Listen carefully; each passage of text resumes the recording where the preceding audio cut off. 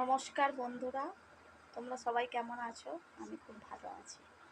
কাল আমরা একটা অনুষ্ঠানে গেছিলাম, নতুন জিনিস তোমাদের সঙ্গে শেয়ার করব। এই জিনিসটা যারা করে খুব সূক্ষ্মভাবে করতে হবে, নিয়ম করতে হবে। 1 সপ্তাহ ধরে নিরামিষ খেয়ে আবার 2 দিন শুকিয়ে থেকে আর এই জিনিসটা করে, নাইলে গন্ডগোল হয়ে যাবে। আর এইটা আমাদের ধর্মরাজের মন্দির। বাবা ধর্মরাজ সবাইকে ভালো রাখুক, সবাইকার কাছে থাকুক।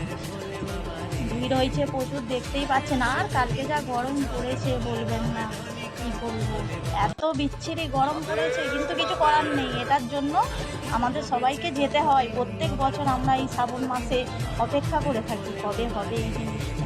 সবাই খুব আশা করে থাকে। ঘরে ঘরে যারা করে, খুব সুন্দর জিনিস। আমিও এই বিয়েতে আমার শ্বশুর, সবাই আমার পাশে থাকবে। ভিডিওটা ভালো লাগলে